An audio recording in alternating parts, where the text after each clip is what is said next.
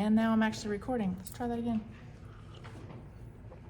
Okay, so here we are, Auspicious Timing. What does that mean? The Witch's Wheel of the Year by Astrology. I'm basically going to be unpacking an image that is included in my book. That's me, on all the ways to find me. In my book, Elemental Witchcraft, A Guide to Living a Magical Life Through the Elements. Come in, join us. So this is kind of an unpacking of chapter 4 in the book. Thank you for coming. Chapter 4 is called Auspicious Timing, the Great Work of Magic. And in there, this image that I hand drew of the Wheel of the Year is one of the graphics in the book, but without any specific information to a particular year. It's just a general overview of how I've been integrating various tides. And I would used to just draw this and give it to my coven mates as a Yule present on a pretty picture every year. And then when I spoke to Llewellyn about the book I wanted to write, or the series actually, which I called The Pinnacle Path, it was all about unpacking this picture and how does one put this into practice. And I'm like, all right, so here's my hand-drawn version, so your fancy digital art people can do that. And they were like, no, we like your handwriting. So it's actually in there just like this, except the ones that we sell every year through the Sojo, and I put on my Patheos blog, has the specific times and dates for each year in it. And so this is 2024. And then on the back is a spreadsheet with all the information in a, easy to read, with some ideas on auspicious times for, the Sabbats and the dark moons and the full moons and when there's eclipses and things of that nature. And then at the bottom, this will be a new image that that I'm going to be including in the volume 2 of the series, which is Lunar Witchcraft. And this looks at more of the lunar stuff. So it's a new drawing. That'll probably be the one that shows up in the next book. And I do still have a few, just 10 copies of the 2023 wheel that were 11 by 17, same basic idea. And we're doing like if you buy the next year, I'll give you this one half off. Anyway, I'd love y'all to take them home so I don't have to carry them home. You have them in here or down in the Sojourner booth. So yeah, I own the Sojourner, which is downstairs in the marketplace selling books and doing the author book signings. If you'll find us down there. I got a bunch of books to sell. I'd love to sell you one if you don't already have one, and I'd be happy to sign it. I forgot to bring it. Oh, I'll sign a sticker or something for you. You can put it in there. I do have stickers and other swag.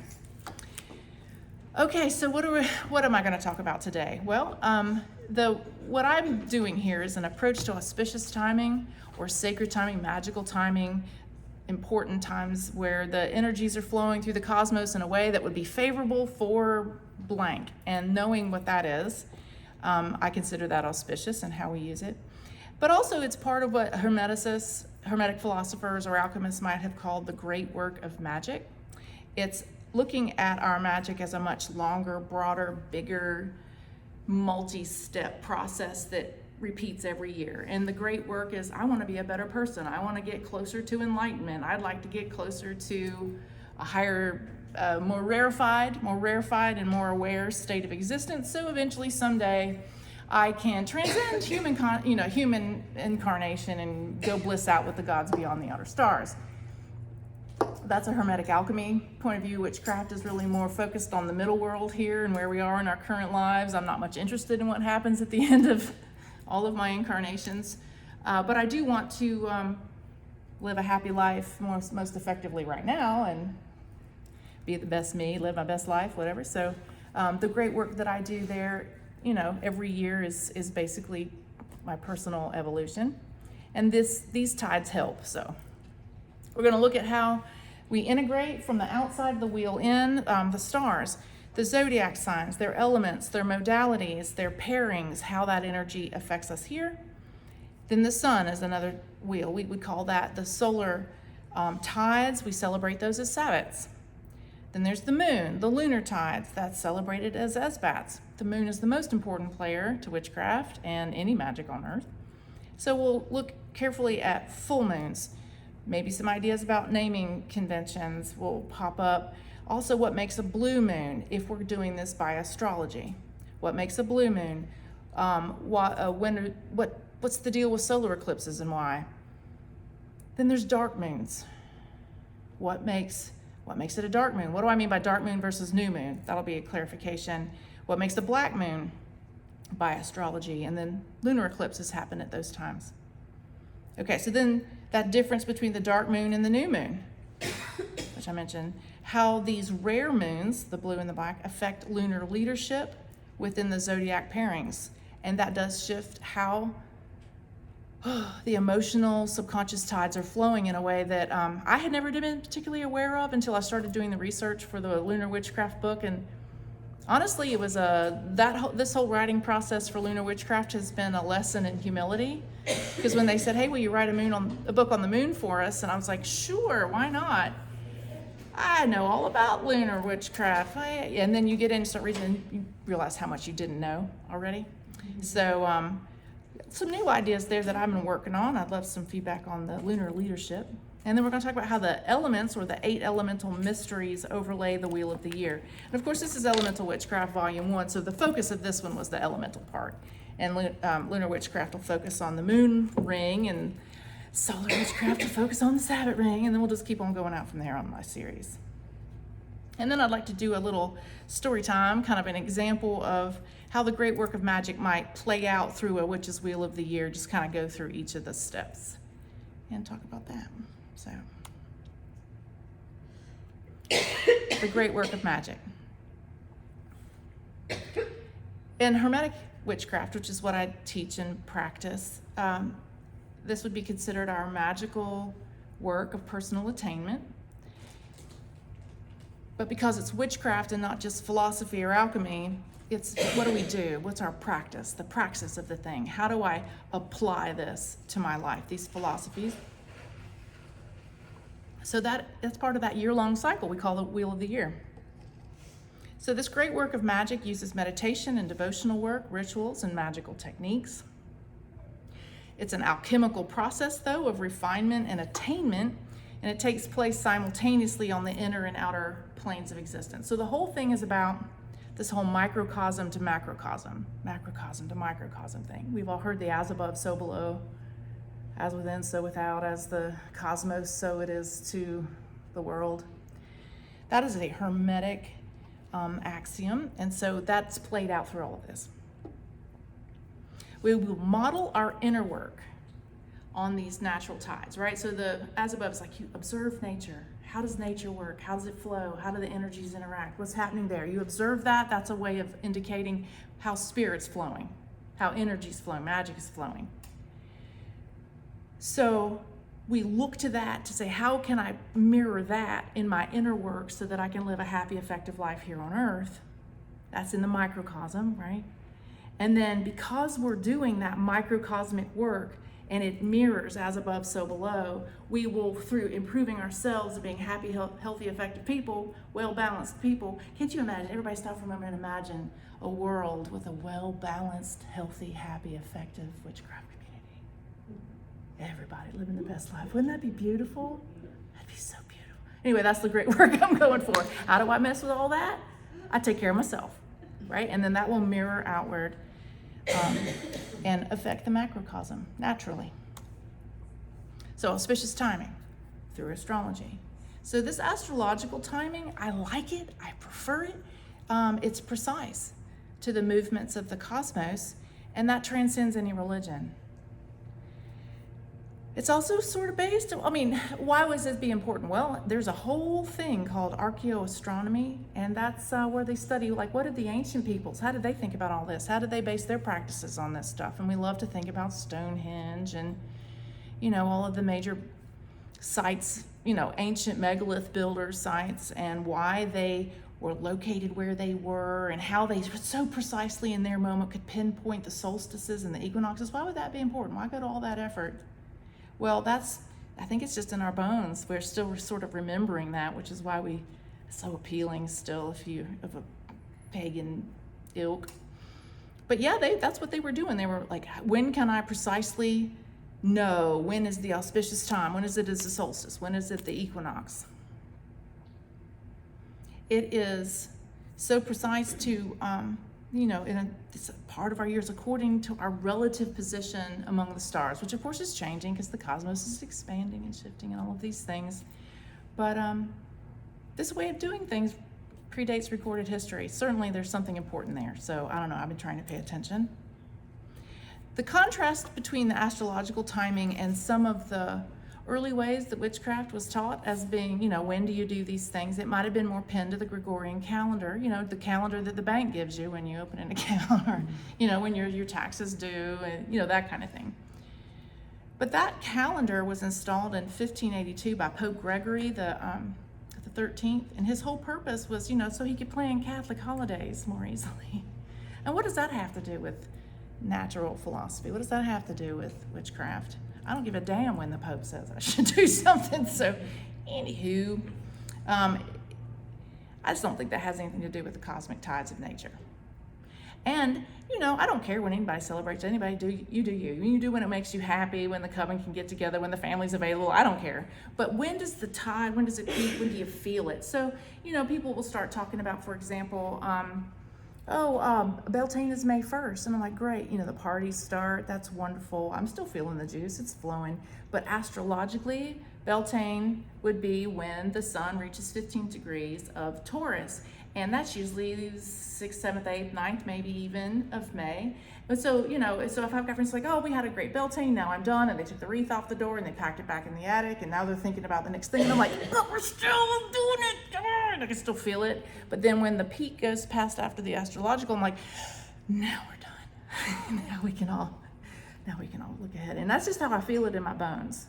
That feels more real to me. So I say, let's have a week. Let's just open the door at the calendar date and we'll just close the door after the astrological date and we can all party all week. That's fine by me.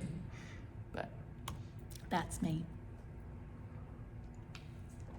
So here's the trick to witchcraft, I think. I think if it all boils down to like, how does this work? Because there's the what you should do. But really the trick is when should you do it? So it needs to align to the flow of natural magic. And every thought and action we take, it can either engage effectively within that flow or fruitlessly against it. And the trick is knowing which actions to take when they will be most effective. And the secret to magic is that it's all relative. It's relative to your vantage point right now, whatever that may be. Where are you in the world? Where are you in the cosmos? Where are you on your journey? Where are you in your life? Where are you in your menstrual cycle? Where are you in your depression cycle? It's all relative to where you are. Per the Hermetic paradigm, astrology describes the mechanics of the divine cosmos from our relative perspective on Earth. This is very earthly magic. I don't know how they do things on Mars, but this is about how we do things from Earth based on where we are within our neighborhood from here. So it precisely measures the cycles of each player in our solar system and the relative relationships between those players through time. So this great work system is built upon astrological timing, and it works consistently from the macrocosm down to the microcosm. This is when, the alchemist, Hermes Trismegistus says, observe nature.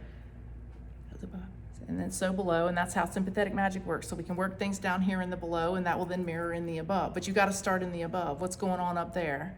And the 7 celestial spheres, or the 7 classical planets, were what they were basing that on. Those were the planets they could see. Back when this was developing, where were they? Where were they relative to each other? How's this all working? So it's a mechanism. It's all together. And you got to think about it holistically like that. So this system that I'm about to unfold, it's just a starting place. It's just something to think about. And I try to keep, especially in the book, I try to keep the rest of it kind of in general terms, because you can apply this to any practice, any path, any pantheon, any other thing. It's just a framework of thinking. You can make it consistent to your perspective and your needs. Okay, so here's the overview. That's the 2024 and the little thing that I've got to sell. So just the overview of the thing. It's kind of hanging off the top. Anyway, that says Earth up there. This is our map. And the great work of magic, that what I'm talking about, that forms the bones, right, of a witchcraft practice, my practice, but it's like a skeleton that then has to be fleshed out. We flesh it out through the celebratory cycle, this wheel of the year. But the idea is that, it spirals inward. Every time we do these things, every time it comes back around, every node comes back around.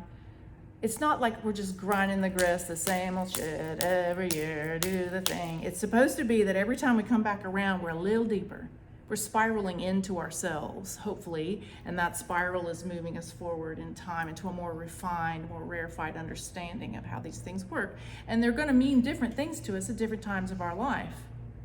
It'll hit different when you are a young person at Maiden than when you're a crone at Maiden, But it's still important that all folks along their life path remember those feelings and energies and relive that. Same thing all along the way. But it'll teach us, if you really follow the wheel on that way, it would teach us how to effectively ride these waves. And it maps these cycles that are mirrored through 3 realms. Alchemy is based on the notion that there are 3 worlds. There are 3 parts of the being that, your soul, your spirit, and your physical body, and that everything in the cosmos has a soul, a spirit, and a physical body. Every atom, every star, every being, every animal, every crystal, every herb, every whatever, that everything has 3 parts. Also 3 realms that are physical, mental, and spiritual that relate to those. Anyway, all of this will just help us navigate along what I call the pinnacle path, because witchcraft.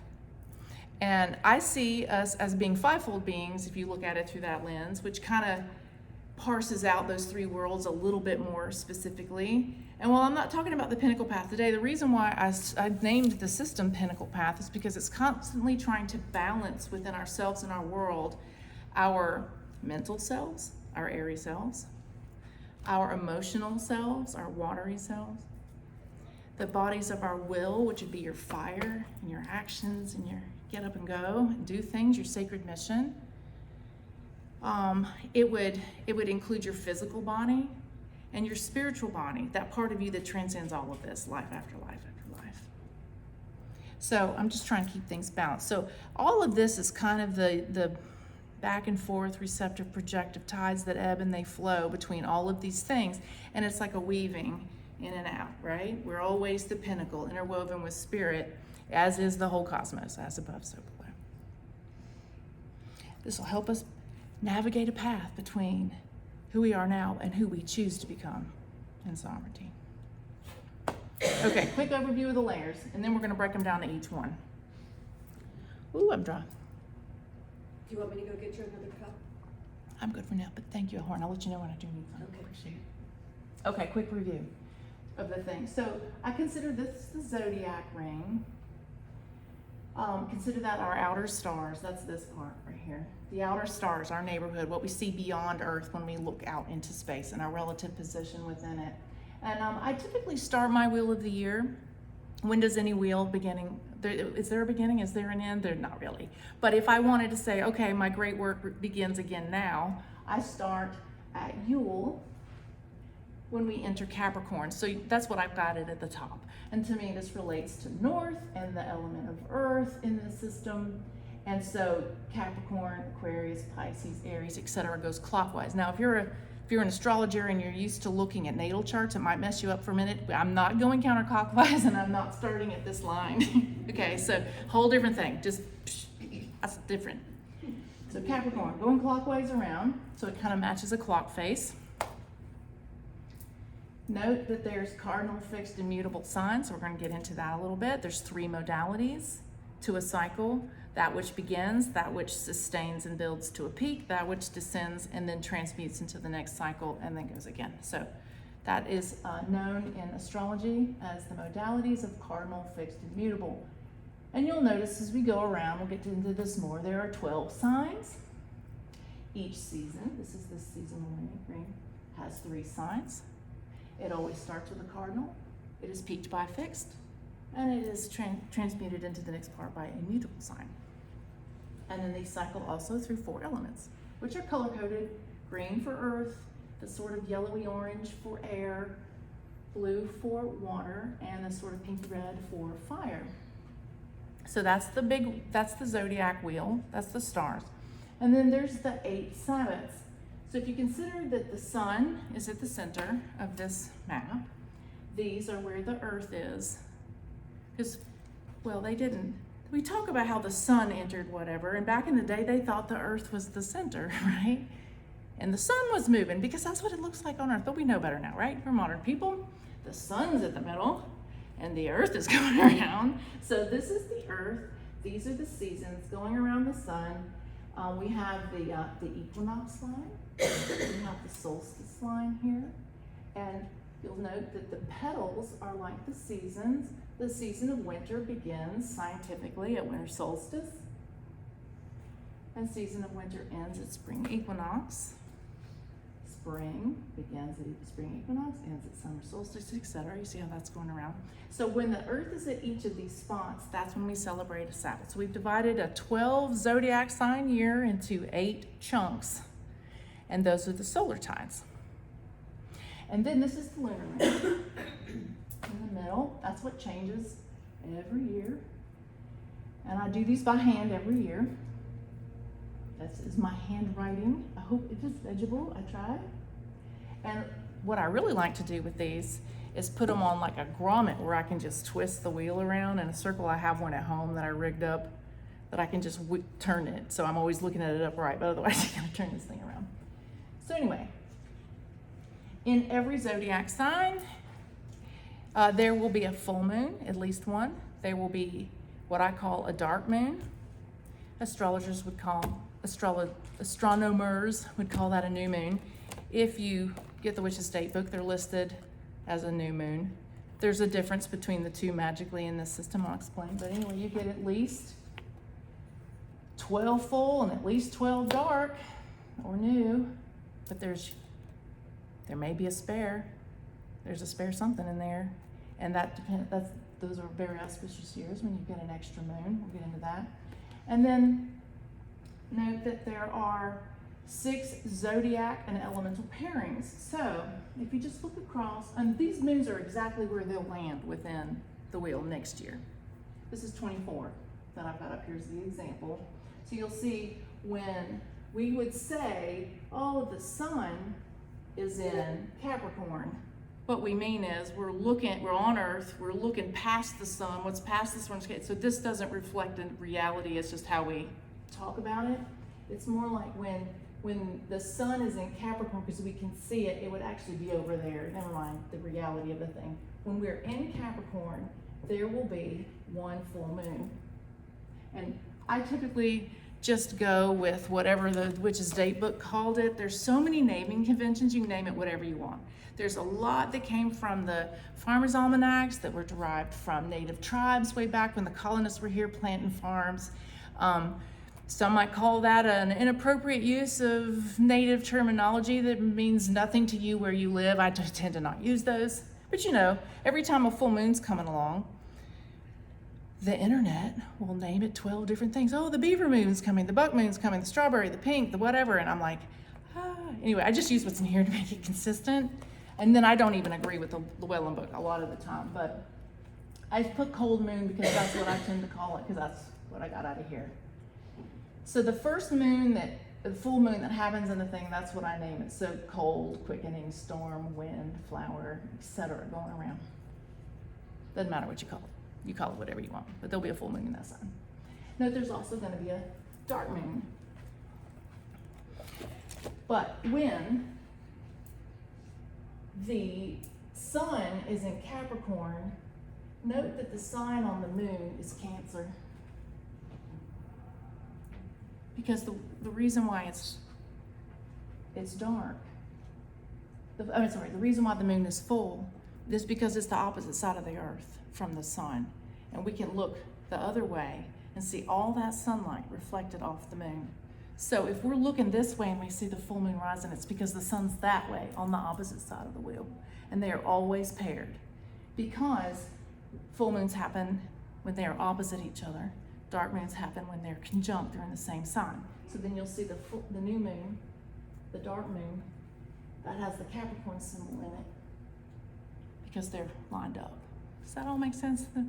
Okay, so there's a pairing. That's really the point. Capricorn and Cancer are always a team.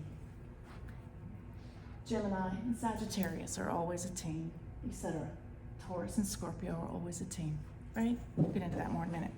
And then along this outer ring, this is the elemental ring.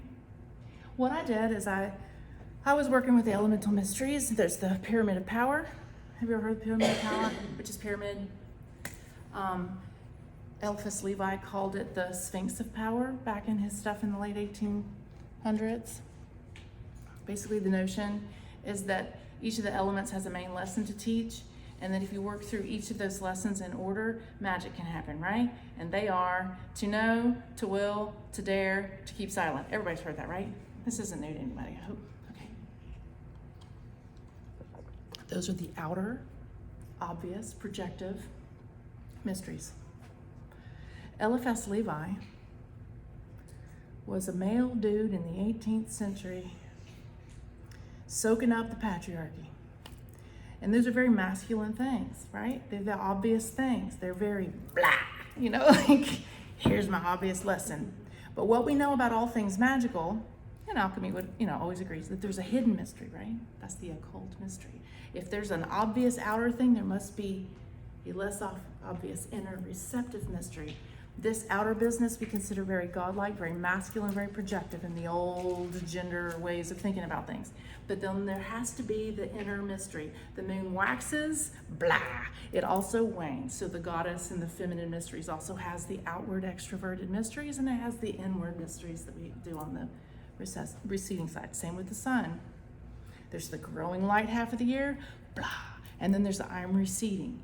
And all the inner mysteries of the sun also. So basically alchemy would tell us everything has an outer mystery, everything has an inner mystery. There are actually 8 elemental mysteries. There's a projective witch's pyramid. We're all talking about that. A witch in the 90s named Timothy Roderick, a Gardnerian initiate, and also a fellow who has a master's degree in clinical psychology and very well educated there. He's a great author and a friend. He wrote the foreword to my book. He proposed if there's outer mysteries, there must be inner ones. And he kind of named them and talked about them from both his psychological background and his Gardnerian background. And so he called them the Jeschel and the Widdershins mysteries. I just call them receptive and projective because I don't really like passive and receptive, and I don't want to call them boy mysteries and girl mysteries because that's erroneous. So there are 8. And I said, you know what?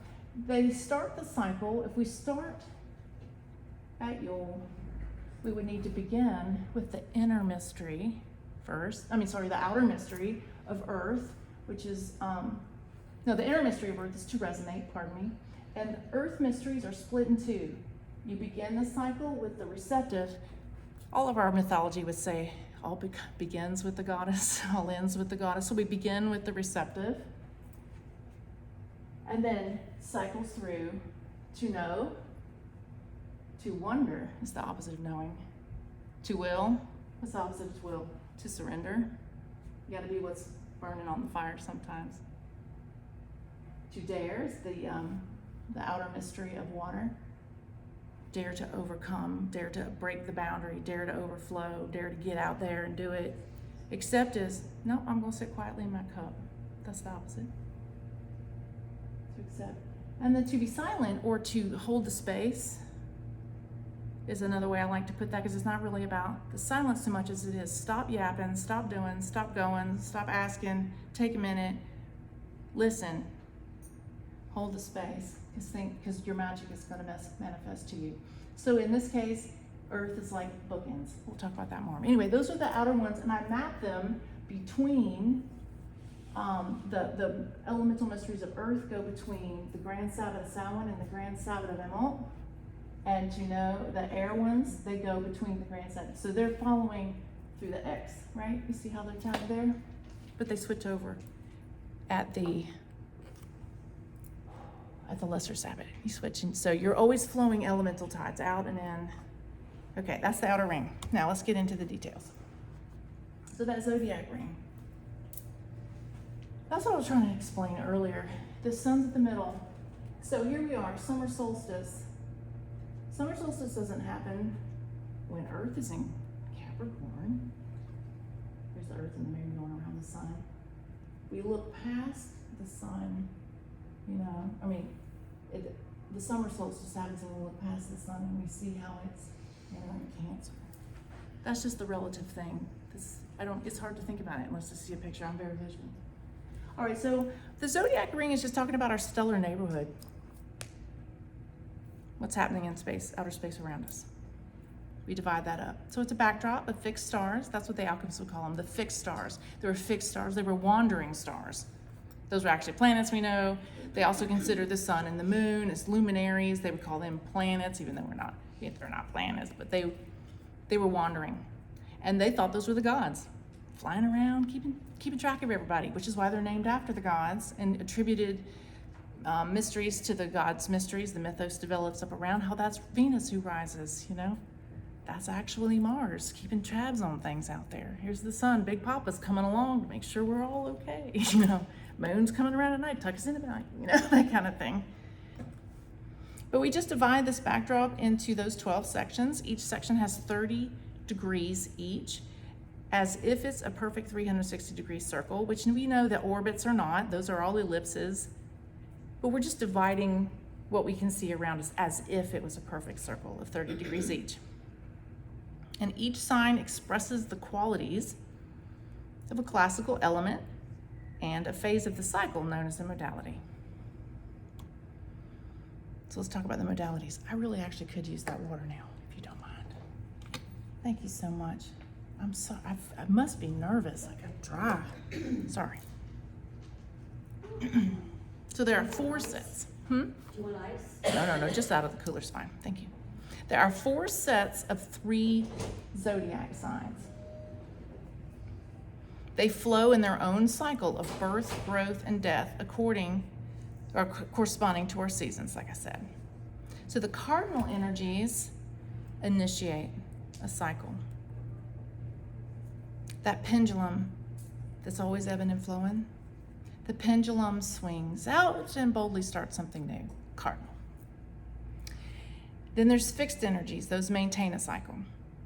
That's the moment that the pendulum that crests, hangs, oh, I'm doing it.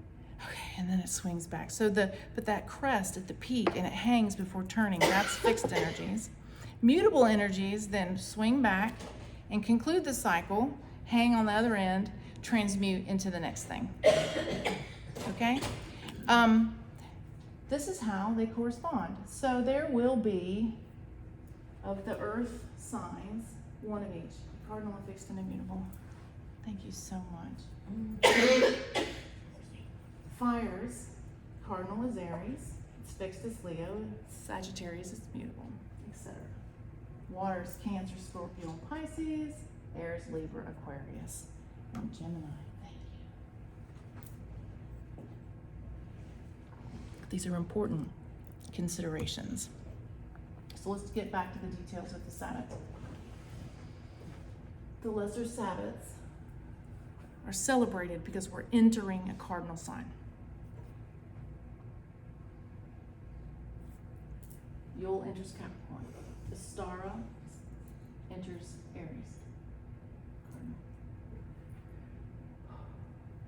Letha, or summer solstice. Sometimes people call that midsummer. I don't personally like that name.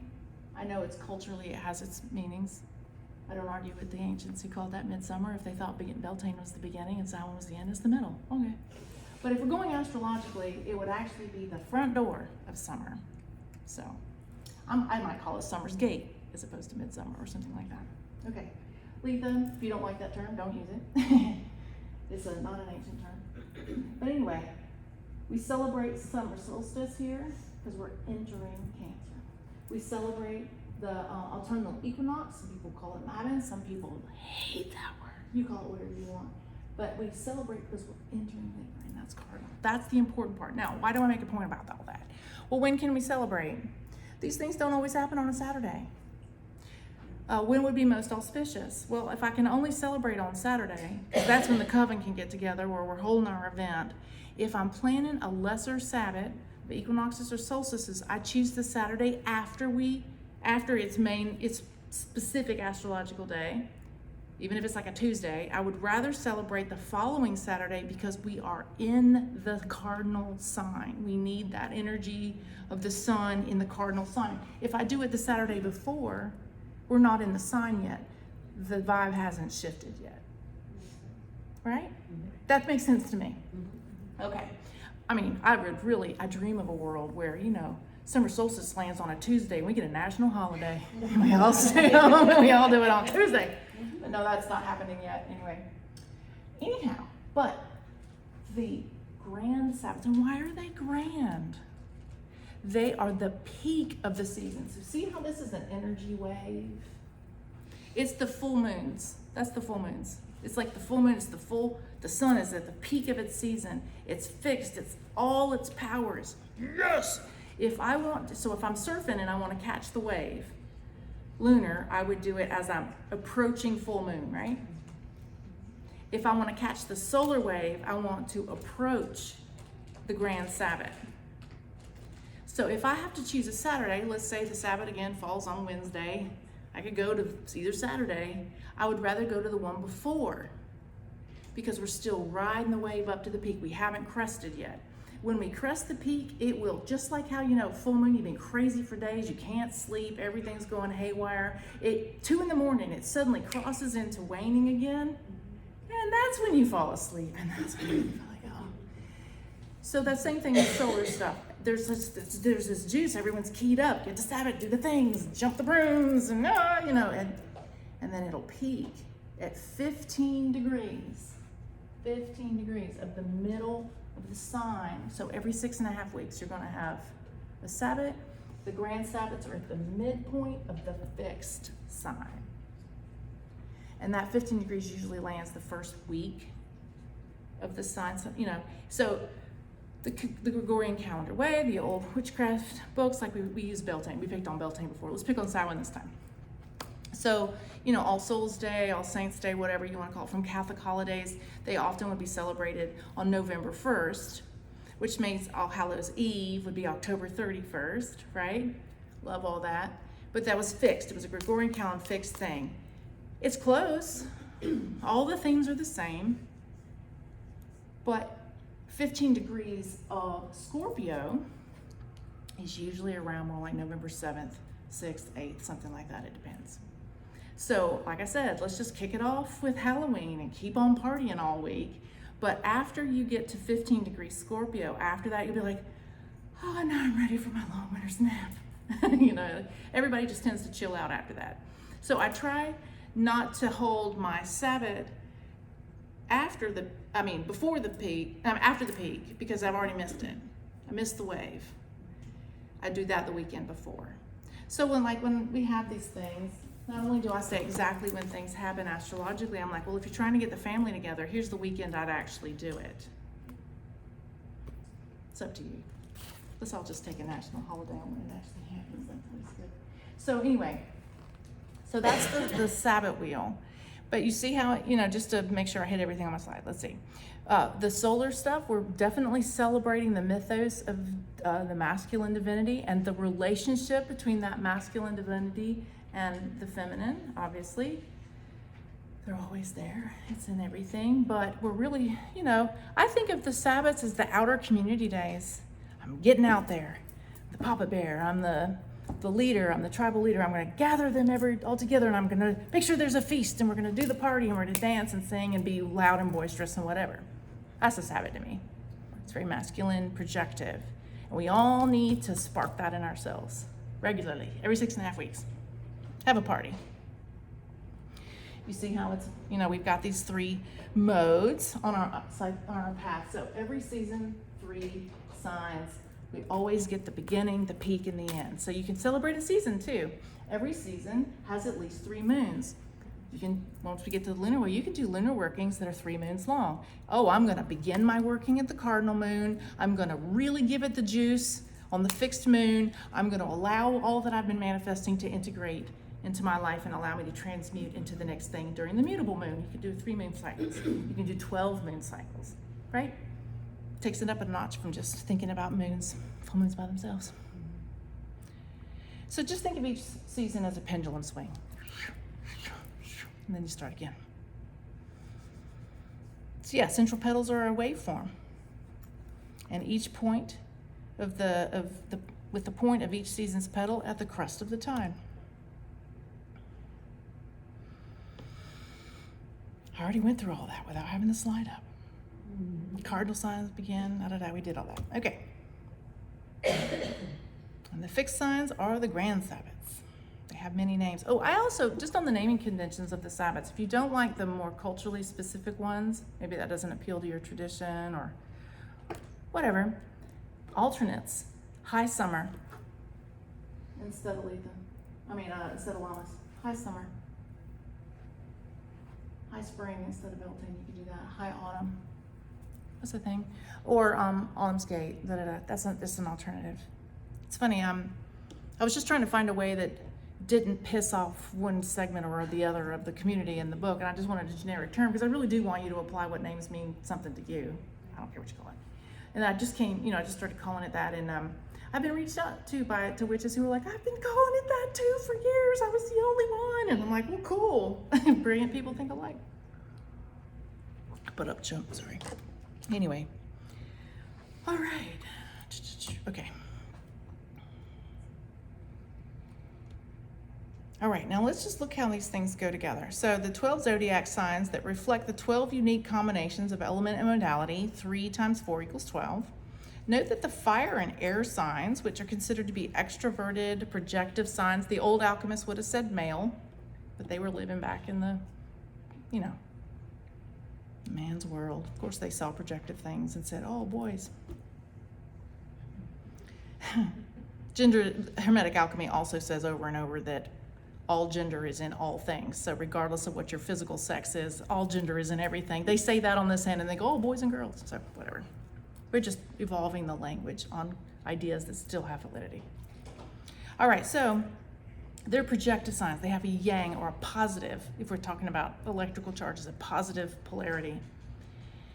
Then the water and earth signs, those are the introverted or receptive signs. They're more inner reflective. They have a yin or a negative polarity. Also notice in the pairings, that was across the wheel we were talking about, that the air and the fire are always paired, the water and the earth are always paired. So Aries, fire, yang, cardinal, Libra, air, yang, cardinal. So they have those similar things about them, but we're balancing the fire and the air. Fire consumes air, right? There's a balance there in the physical world. So Aries and Libra is a pairing that balances each other out. The benefits of Aries, the qualities that are awesome about Aries are supported by the awesome of Libra. The things that are not so great, the lessons to be learned by Aries, the things that were maybe a little problematic, those are aided by the good things of Libra. The things about Libra that are not so great, they are balanced by the good things of Aries. They help each other out. So when you're at a full moon, remember, you've got both going on. The sun back there and whatever it is beaming his light over. The moon receives that and reflects it back. So whatever's happening, if you're at a full moon, you're actually working 2 signs. Where the sun is and where the full moon is. So those are themes we can work in our magic also, right? If you remember both, oh, but I'm having a problem right now. This very, let's say I'm in Libra. There's Libra problems, whatever. But now here's a full moon. I can balance that with some Aries good juju coming in. Same thing all the way through. Just things that line up. Okay. This just illustrates a little better. This is an illustration from the book. So they lie across the wheel from each other. So for the light half of the year, whenever the sun's in Capricorn, we see so this is Earth at the center now. We see, we have this full moon in Cancer, etc. And then when you switch to the dark or the waning side of the cycle, you get the opposite. So if you're working a whole year and you've got some good juicy magic that you worked when you were looking at, Taurus, Scorpio over here in the spring, you get the flip side of that magic, which is going to help show you that maybe you're really conscious about things that were happening where the sun was at that time, and your subconscious stuff going on in Scorpio, Taurus, Scorpio. But then you get the opposite side of the wheel, right? You get to work it again, second time, second chance. Only now, consciously, Scorpio things are going to be really obvious, and the hidden revealings of Taurus are going to be easier to discern at that time. So if you're doing a working that you really want to say, okay, 12 months of this, I'm going to try to work on this all year long, it's great work. You can work it from both sides of that using the benefits and the banes, you know, to balance each other out. Just helps aid in balance. So if I'm working as one of the earth water ones, I might be like, okay, what's the balance between my physical self and my emotional self right now? I'm sure you can think of examples of magic where that might be. My physical body's having a problem, but I got feelings about that, you know, right? Or my feelings are having a problem. How can I use my physical body to help balance out my emotions during this time? That kind of thing. We talked a minute ago about the elemental cycles. This is just getting into it again. I may have jumped ahead a bit in my ramblings. So note that the 4 alchemical elements of air, fire, water, and earth are represented around there. Each element teaches us that receptive or inner lesson and a projective outer lesson. And those reflections are a range of polarity. And each of those polarities, which is what my book is about, helps us reconcile a paradox. That's not the subject of this lecture, but that's something we do talk about in the book. And so all this magic can help us reconcile a paradox there also between those ranges. We have these 4 receptive and 4 projective mysteries interwoven between the Sabbats. And the projective 4 were called the Witch's Pyramid. All 8 together, and this is something I present in the book, and it's a workshop I gave last year here at this conference, if you happen to have come to it. I call that the Witch's Jewel of Power. This is just a little sketch I did. They did a prettier one digitally for the book. But note that they're not intersecting, they're in reflection. So the Witch's Pyramid, the Yang Pyramid that ascends, the boy pyramid pointing up, the knife points up, the cup points down, but they're in reflection, not opposition. They're 2 sides of a mirror reflection, like the sun reflecting off the water. It's a mirror. I just call it the Jewel of Power so that it's got a whole new term. Okay, what I do want to make the point of, this is linear. So the other was a wheel. If we're looking at these things like waveforms, the energy is going out and coming in and going out, coming in. If we compare the solar tides, that's the top one. So mind you, light half of the year goes to winter and spring, dark half of the year goes to summer and autumn. This is a graphic in the book, by the way. The solar cycle. High autumn, which we might call Samhain. This is the peak here, and then we go down here. So I'm just kind of creating a waveform thing. Up, down, down, star, etc., etc. However, when I mapped the elemental mysteries to the wheel, when I looked and said, what makes sense to me, what feels right when I'm in it, whether I've been aware of it or not, what makes sense as a magical process, I assigned them, and then I looked at it and I'm like, does that make sense intellectually? And then I got into my feelings about it and I worked through it a couple of years. How did it feel? And then that seemed consistent. I started working magic by this and the processes made sense. And so what I noticed was beautifully happening is that there was a counterpoint formed. So I'd never seen this in a book. If someone else has written about this previous to me, I just want to know where that is so I can cite them properly. I looked all over. I couldn't see anybody else talking about it like this. So maybe I'm presenting a new idea for your consideration. Maybe I just didn't know where someone else said it first. But to consider, while the season wanes, the elemental mystery waxes. You know, so maybe it's a waning tide, but you really need to do some building magic right now. Maybe the moon's not working with you, but you do have that elemental tide. You're like, oh, but I'm gonna work this, maybe for that whole 6.5 weeks, I'm gonna work a waxing elemental mystery while the season is waning, so it's not all wane all the time. There's always a counterpoint. And it just created this waveform that interlocked with each other, and I found that to be beautiful. As we flow with the seasonal tide, we ebb with the receptive elemental tide. Then as we ebb with the seasonal, we flow with the projective elemental. I don't know. It just makes me feel better. I like it. Okay, now let's talk about those lunar cycles. Which, you know, when we celebrate them, we call that an SPAT. The lunar cycles, where we celebrate the great goddess. That 29.5-day cycle of the moon as she orbits the earth, and we call that a lunation. A lunation is another word you could use instead of month. You know, it's not the month of when the moon is in Cancer. It's the lunation of when the full moon will be in Cancer. You get what I'm saying? Esbats of both the waxing and waning lunar tides will explore feminine divinity within nature. And we all should explore that every month, just as we're exploring the sun every year. So the moon is the most important player to the magic of witchcraft, but that was true of any magic. You get into the old alchemical text, the first thing they'll say is, where's the moon? You do this according to where the moon is. You know, where's the sun? Where's the moon? It is the closest to us of all the celestial players in our solar system. It has the most dramatic effect on daily life. Who here can't sleep during full moons? Anybody? Who gets some really good, deep, dreamy sleep in the dark moons? I do. Oh, it's so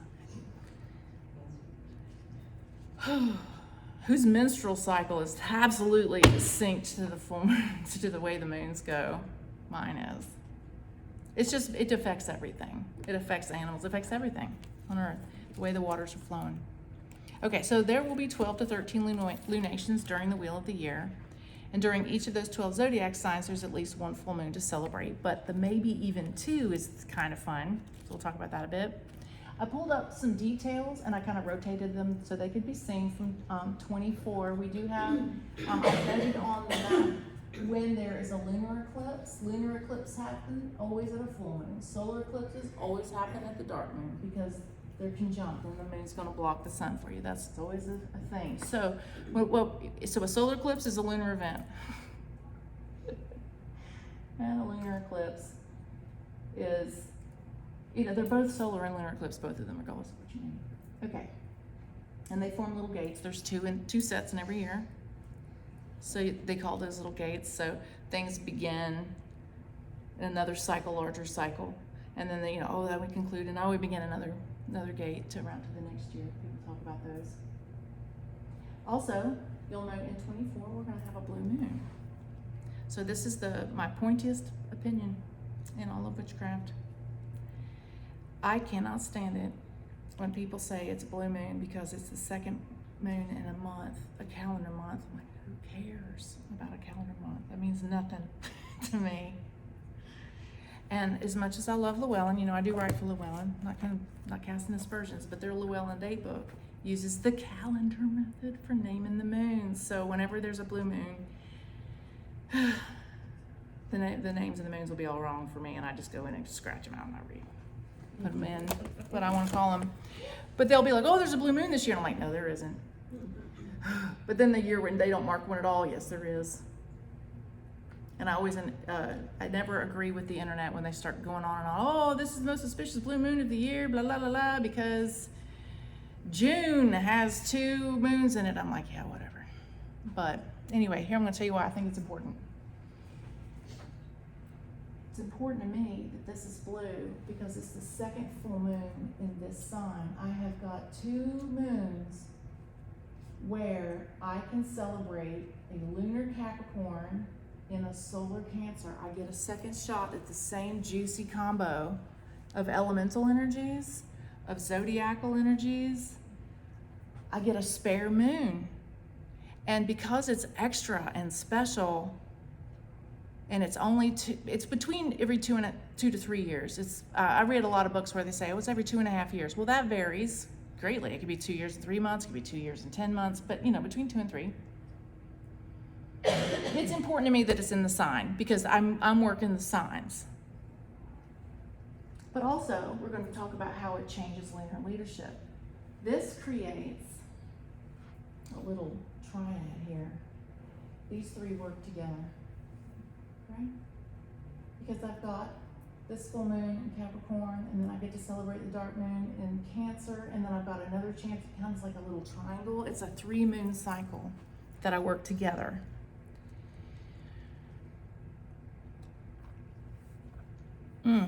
Okay.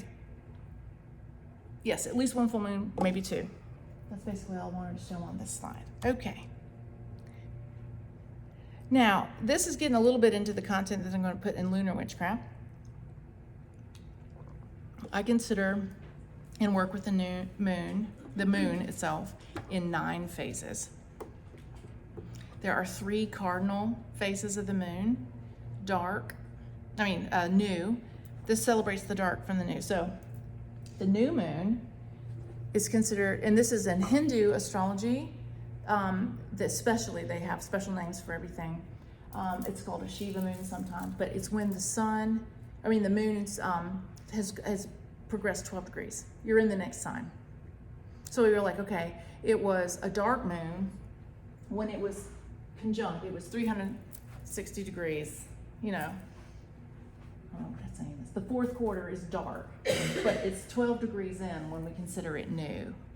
It's important Hecatean witchcraft too, which the moon does the diagonal, that kind of thing. So then there's the waxing crescent, 45 degrees. This is the angle between the moon and the sun I'm talking about, sorry. The 1st quarter is when we're at 90 degrees. It looks like exactly half. Those are like the maiden. But it's the cardinal. So, people get sometimes bent out of shape lately when you start talking about the maiden, mother, and crone, because it seems so linked to reproductive processes and agents, etc. If you don't like that, you could just think about it as the cardinal, the fixed, and the mutable. There's 3 of each. 3 is the magical number, right? So we said, 3 phases, but there's 9, and then there's 3 times 3, and that's better, right? That's better. So I just separate out dark from new, and they have very different magical purposes.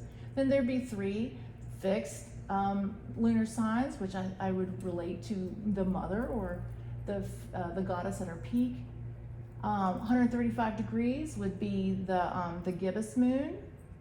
180 degrees, so opposite side of the earth is where the sun is 180 degrees, 2nd quarter, we call that full. Get a little further in, now this could be considered a waning gibbous, some people call that, others call it the disseminating moon. So 3 phases there. 3 phases of the mutable moon cycles, 270 degrees from each other becomes the 3rd quarter. And then 315 degrees, sometimes we call that a waning crescent, others call it the balsamic moon. There's a whole lot of really good information. I'm going to forget the name of it, but in Greek astrology, going back to Greek astrology and how that related to Greek practices, why did they call it balsamic? Well, at least one author I've read, and I'm going to remember their name in a minute. They thought maybe part of what that was is because they saw that there were practices where they would, at this quarter of the moon, they believed that when the moon went dark, it was because like the goddess was going to have a conference with the god over there. And if we want the goddess to take our wishes with her to go talk to the sun, the god, about that and make it this choice about whether or not we're going to get what we want, you've got to tell her here, so that send that to her here, so that when she goes dark, she can have that, and then when it starts to manifest again, it comes back around, maybe you'll get what you want. So it's kind of backed it up a phase from what I had normally done. But what was interesting is they're like, why do you call it balsamic? Well, they would often burn balsam wood. And so it was like, I'm going to send my wishes by burning balsam wood. So that was a theory that this one author, whose name I will remember, for why it was called that. That's not like confirmed historically, that was just a theory, but that was part of the practice. So, just like the grand Sabbats are the peak of a seasonal tide, the full moon is the peak of the lunar tide. From the new moon, which we celebrate as the first sighting of a new sliver of crescent, and in the next sign after dark, through the waxing tide, that's the cardinal phase of the cycle. And I would instead of thinking of maiden, mother, crone, in the Greeks, they separated into the Urania, the Pandemos, and the Chthonic. I hope I said that right. So maybe just the Urania goddesses or their aspects. Maybe the mother's more like the Pandemos. Maybe the dark moon instead of crone, you could just think chthonic. Everybody thinks of Hecate as chthonic. She was never shown as a crone. But then somehow she got erroneously tagged in with crones because she's chthonic. Maybe we just talk about the chthonic goddesses, and who cares how old they appear. That doesn't matter. They are eternal and timeless. And like the lesser Sabbats, the dark moon ends one cycle while transmuting into the next one. So if you look at it this way, the full moon comes first, and the dark moon ends the cycle. Well, that only happens some of the time. I'll show you that in a minute. All right, full moons occur when the sun and the moon are in opposite zodiac signs. That's the 180 degrees. Dark moons occur when the sun and the moon are conjunct in the same sign. So that would be like the 0 degrees or 360, they're the same point. Either balancing or reinforcing the elemental influences of those tides at just this other octave of this cosmic mechanism. Okay, so leadership and moons. This is that new drawing that I'm putting in Lunar Witchcraft. And that's just, so it's the linear version of that wheel. But we're putting it into, we're looking at it seasonally, linearly. This shows how the moons are overlapping the end of 23 and how we're going to overlap over into 25. And it's looking at pairings. So note here that when we're coming in out of 23, and we get over here to so November 22nd is when we cross from Scorpio into Sagittarius in 23. Sagittarius, and then run to December 20th, 21st when we cross into Capricorn. During this time period, we're going to have the long night's moon when the full moon is in Gemini. We'll have a dark moon when the moon is in Sagittarius, because this is telling us where the sun is right now, right? It's led in its pairing by the full moon. Just like that picture of the previous slide, the full moon came first, we ended the cycle in the dark moon.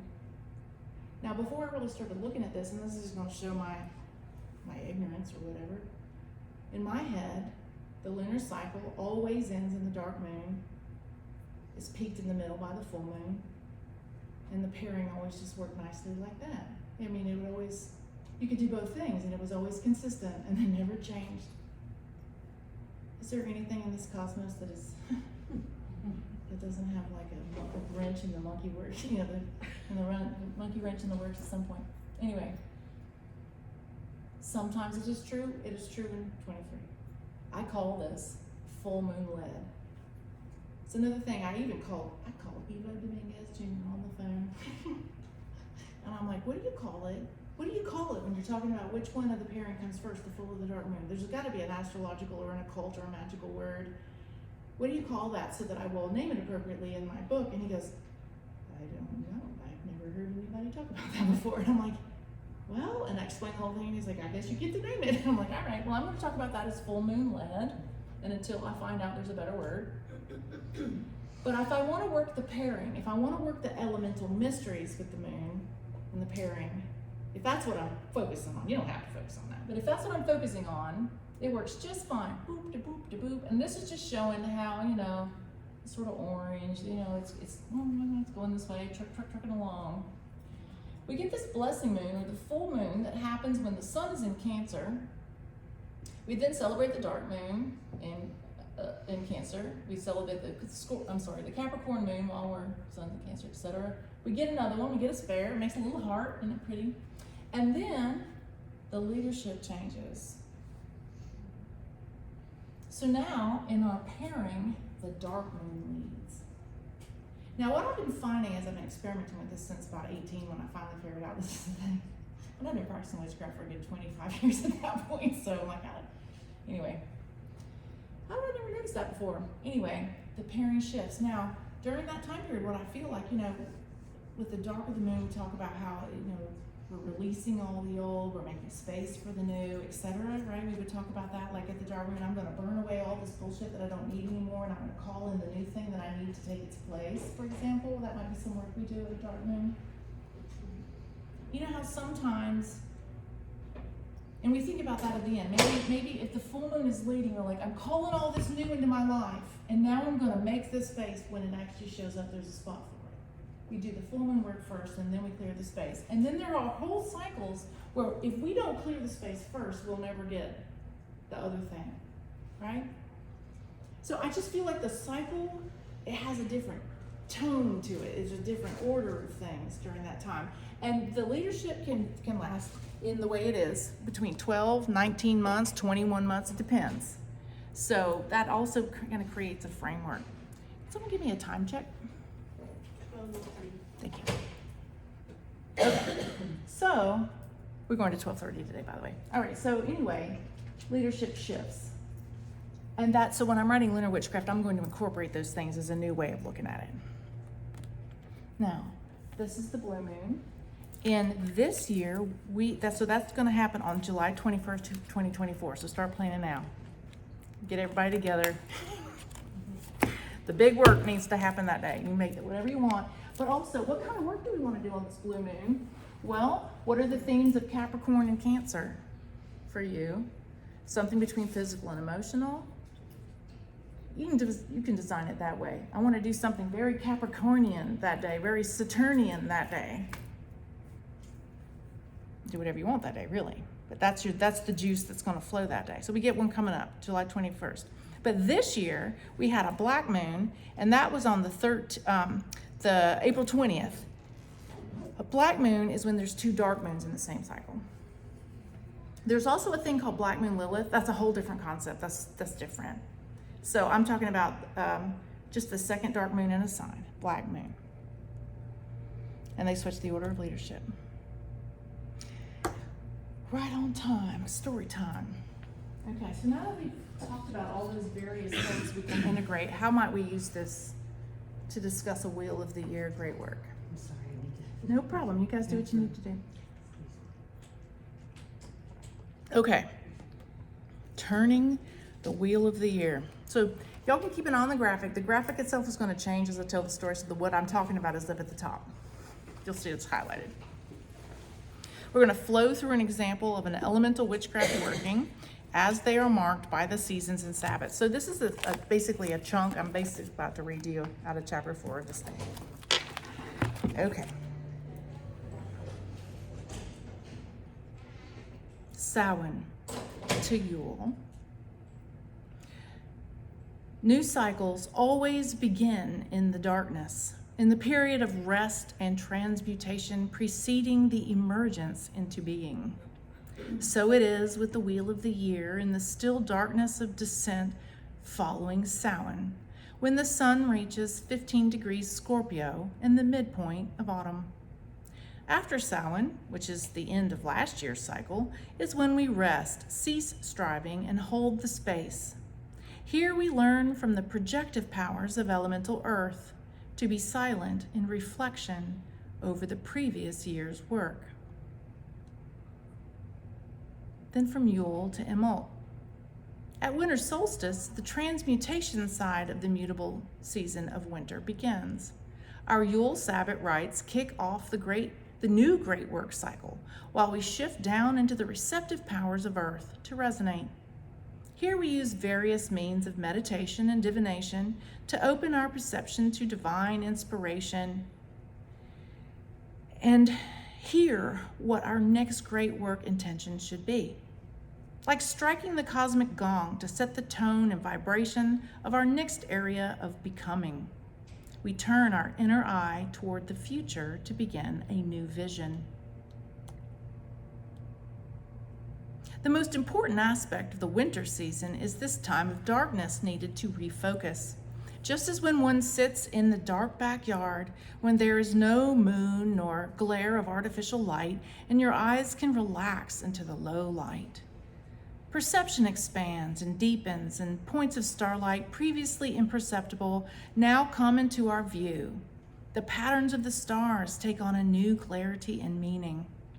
Without fail, as soon as I broadcast to the cosmos at Yule that I am again actively listening for their messages, the synchronicity, signs, symbols, and omens blaze and sizzle into awareness like fireworks. It becomes almost comically clear what threads I'm meant to begin weaving anew into the tapestry of my evolving consciousness. As the read of the Wicca poem so wisely advises, speak little, listen much. Between winter solstice and the peak of high winter at Imbolc, we formulate our new dedication. All those strands of data form a pattern, like a big arrow pointing in a direction that we can discern. But it is for the best that we still withhold judgment and just begin that journey with the first step, since there are no guarantees to be had anyway. From Imbolc to Ostara. We then make the magical dedication in the pursuit of that goal at High Winter Sabbath, also known as Imbolc. We use an agricultural metaphor. Imbolc dedications are like planting the seeds of this new potential. After High Winter, we attune ourselves to the projective elemental mysteries of air to know. We do academic research to investigate what it is we think we already know about the subject. What did the ancients believe? How have my contemporaries answered this question? And then from Ostara to Beltane. As the cardinal season dawns with the spring equinox Sabbath, also known as Ostara, we fertilize those seeds of intention. Then we switch to the receptive lessons of air to wonder. This is the most important part of the entire process. We release what we thought we knew, and we ask big new questions, open our minds to new possibilities, and ask divinity to reveal the truth that would be for our highest good at that time. Then from Beltane to Letha. When High Spring Sabbath peaks, also known as Beltane, we apply our fires to empower the great work as the elemental pendulum swings back into the projective lessons of fire to will. This is where we throw our backs into the work and physically do whatever things the journey requires. While the spring season winds down, this toil cultivates the great work we've been growing. Then from Letha to Lammas. With the summer solstice Sabbath, also known as Letha, the fixed summer season revs into high gear, but elemental lessons ebb back into the receptive mysteries of fire to surrender. We release our ego attachment to what we thought we wanted, allowing any hindrance to achieve our goals be transmuted into the light we need to see clearly. We get the energy boost needed to keep up the good work until the peak of the high summer Sabbath, also known as Lammas or Lunasa. At Lammas, we arrive at the midpoint of the summer season. Now we can celebrate the first harvest and make the necessary offerings of toil to reap the rewards of the coming harvest. Then Lammas to Mabon. After the great Sabbath of high summer, the summer season winds down, but the elemental cycle shifts into the projective mysteries of water to dare. Daring to reap the changes to ourselves and the world like a fast rising tide, we flow over all obstacles and carve out a new terrain as the summer cycle concludes. From Mabon to Samhain. The autumnal equinox Sabbath, also known as Mabon, begins the integration phase of the mutable season of the year. As autumn tides grow, we open our harvest baskets and receive the fruits of our labors. Meanwhile, the elemental cycle swings back to the receptive powers of water to accept. As the solar year wanes towards the Sabbath of high autumn, also known as Samhain, we allow ourselves to be molded into new form by our new awareness, applying and integrating the lessons learned throughout the great work. Samhain. At the last harvest of Samhain, like a funeral, we lay to rest our former selves and all aspects of our lives that no longer serve our highest good in light of these new developments. With Samhain, we complete the great work of magic for that turning of the wheel. And then back to Samhain, between Samhain and Yule. As the mutable season of autumn wanes into darkness, elemental tides shift back into the projective earthy lessons of silence and reflection once again. Approaching the winter solstice Sabbath, also known as Yule, we turn the inner eye backward in review of that turning of the wheel. We tie all those loose ends into a bow, and in the dark quiet, draw our conclusions.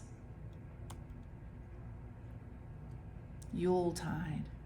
The waning Yuletide is a time of rest and reflection, as though looking out from beyond the grave, we seek the necessary objective distance from the work. From this deeper vantage point, we take it all in, like reading an epic poem that we've written with our lives. which loops us back to the beginning of the next turning of the wheel once more. Truth be told, even if I have an idea where Spirit is leading me at Imbolc, I'm always amazed by the unexpected journey around the wheel. I never end up where I expected, but it is always exactly where I need to be. I would call that trust in the witching process a kind of faith that our destiny flows beneficially along to a better state of being eventually, even when that ultimate destination is shrouded and difficult to see in the moment. This graphic just shows how the bookends of Earth on either end of the cycle. So questions. What do y'all think about all that? What do you have to add? How can you spark me in a new direction? What do we got going on here? Questions? Anything? Feelings? Observations? As someone who's new to all of this, it just feels like a lot. As It is a somebody lot. who is old to all of this, it feels like a lot. It is, but not in a way of like, I don't want to touch it, but it just feels, for me, who is someone who is in Aries and wants to be very precise about every single thing, and either I'm going to do it right or I'm not going to do it at all. This can feel very overwhelming because then I'm like, oh my gosh, well, I shouldn't be doing this thing now, or this is the wrong time, or this is the energy's going to fuck it up, and it's going to go this. Yeah, I understand what you're saying. Oh my gosh, and it's just like, so I love it, and it's fantastic, and now I'm like, I gotta go get the book now, because Yep. I have the book. Well, if I will things, and so it's great, but it just feels like, It's whoa. a lot. So I guess for me, the question from that would be, where do you begin? Like, what are the first top line things to go, this is what you wanna work with first? Elemental Witchcraft, a guide to living an elemental life. No, I agree. There's a reason why this book is so fast. It parses it out little bit by little bit, spoon feed, little nibble, little nibble, little nibble. So hopefully you won't be able, the point, okay, to answer your question, I hope that because witchcraft is a lot. I mean, did anyone expect witchcraft to be easy or simple? I hope you didn't, because you're gonna be woefully unhappy once you get in there. You're like, man, nothing's simple. Okay, but there are some simple things you need. Tides are always flowing, they're interlocked. There's always an ebb, there's always a flow. It's happening at multiple octaves at the same time. You start wherever you start, right? And yes, it has always been going on in all those other layers the whole time you've been alive. And the more you get into it and aware of it, people are like, oh, 12 years ago, what was going on? You'll go back in an ephemeris on some website and you'll be like, what the hell was going on that day? And you'll be like, no wonder that happened to me. And anyway, hopefully, slowly but surely, you'll start to understand how they interlock. So when shit goes down, you'll be like, okay, what's going on? Right. And you'll find some app or whatever, and you're like, okay, the moon's here and the sun's here. And okay, this elemental thing. And then you did, what was the leadership of the moon at that day? Anyway, at some point it'll start to make sense to you, like a language, like you're a musician. What do you do? Does anybody play music? You got to start with your scales. You start with your basics, right? You got to start with your basics. You learn your scales. So this is kind of like a little bit by little bit you layer up, and eventually you're playing the most complex thing, and you understand. And I refer back to what you said in the beginning about spiraling into the wheel over time, right? So if you start on that outer part, then as you understand that, you spiral into the next layer. And so don't try to learn it all at once, right? Start out here and see where that, and then at one point you're gonna go, oh, and something's gonna click, and you're gonna be able to look at that next.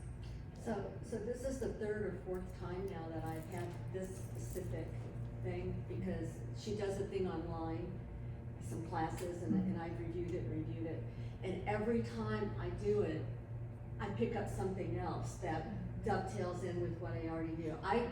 I still have a really hard time with this, okay?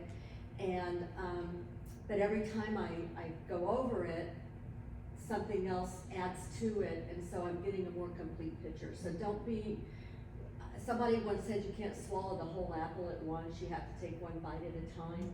So just take a nibble of that apple, and then just keep chewing on the apple. Even better than that, an Indian saying is, how do you eat an elephant? Oh yeah. Right. One bite at a time. Yeah. You had a comment back here. As a fellow Aries. What she said. Let me give you a little support here. Learn the term grace. Grace. Well, he said that, you know, we also struggle with that, so. Okay, so daily struggle with Yeah. that word, fall in love with that word, and know that everything she said is a healing journey on top. Right. So as you learn that outer spiral, you're gonna have to give yourself grace at every step, because you're gonna feel what fools you every time, and then you're gonna spiral in, and you're gonna be like, oh, okay, I gotta go back to the outside now, because that makes so much more sense. Right. So, grace, my love. Grace, Thank you. Grace. And I will also say that it was hard to figure out which book to write first. It's a series. I pitched it as a 3-book series. It's probably going to be a 5-book series because Pentacle has the word penta in it, which means 5, but whatever. I pitched it as a 3-book cycle. I got ideas for 4 and 5. This is the bites we're taking with this are the little elemental bits. But I want you to know where your elemental bits fall into the greater thing. So be like, okay, and then I want you to focus on savoring and chewing and understanding the bite that's the elemental stuff. Now I'm putting that into, so elemental and the ring go together. We're talking about what sign we're in, what elemental energies are coming in. We are doing lunar work. I'll say there it's going to be a full moon while we're in this phase of the thing. And this is what the energies are going to bring you at that time. And here's the work I want you to do at that time. So then just sort of this outer, maybe it doesn't mean something, but you're like, okay, sort of an awareness. I know where the sun is, la, la, la. I love, because I have the Llewellyn tape book, which is about a new one. But, and of course it has the little symbols and it has the thing and it tells you. So this is fantastic because now I'm like, oh, I get it. Okay, now this makes sense because the visual's there, right? And so then, exactly like you're saying, like, okay, then I think what this is it's also a chance for me to go in and say, okay, I got Aries, like I know what that is, but I need to do more work with the others because I don't understand them enough to say, okay, when we're moving into that space, then what do I have the ability to pull from or to use if I need to use it, you know, to do something. So that may be what this is for me today, is to go, okay, that I've got the wheel. I've done the wheel this year. So this is my first 12 months of observing the wheel. Great. And then, so now I gotta go to that outside ring and I gotta say, okay, the wheel So, is there, but it consists of these. And I do recommend even in the book that I hope people are celebrating the Sabbats. Even if you don't, you know, please go do that. Find somebody, some group, go participate, do that too. But I'm not focusing on the lessons of that yet. I start with element. Why did I start with element? Because in a 3-world thing where there's the sun, and then there's the middle world, which is the physical world we live in, and then there's the lunar world and astral, and that's all that dreamy, Akashic stuff going on down here. You can't do that or that if you can't do this, right? I feel like we got to get ourselves straight. We got to figure out what it means to be a human being. We got to heal ourselves. It's the healing journey. I think someone said that a minute ago. And then, so that's why I start there. But it still is taking place. Like the book will say, here's what's happening with the sun, here's what's happening with the moon. I need you to just, this is your mystery you're working right now. Here are instructions on what to do. You know, like for example, in the earth thing, we're working towards the path of sovereignty. The spell is creating the sovereignty pouch, and you know, my physical needs are met. I am in charge of my life. I've got my physical health thing going on, right? And I needed that today. I needed to be grounded in my physical self. I'm also a vendor. I wouldn't mind a little cash money to take home to pay the bills, la la la. I pull this out whenever I need it, but that's the magic we're doing. It's elemental, but I got to take away. I'm learning spell work, etc. So it's all together, but the bites, I would say elemental, and then in lunar, you get really into the specifics. We're going to, I'm exploring the underworld, the subconscious, the Akashic, all of that goddess stuff. We're really going to get into our inner goddess stuff.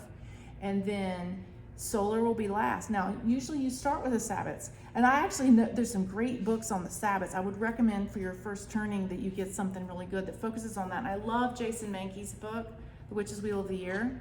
He's got just enough history, but then there's 3 rituals for each Sabbat. There's one if it's just you, there's one if it's just your coven, your beloved, your family, your trusted, and then here's a big old public one if you just want to invite the whole neighborhood. So he's got options there for you that are helpful. Also, I'm sorry, go ahead. What's his name? I'm sorry. Jason Mankey. He's usually at this conference.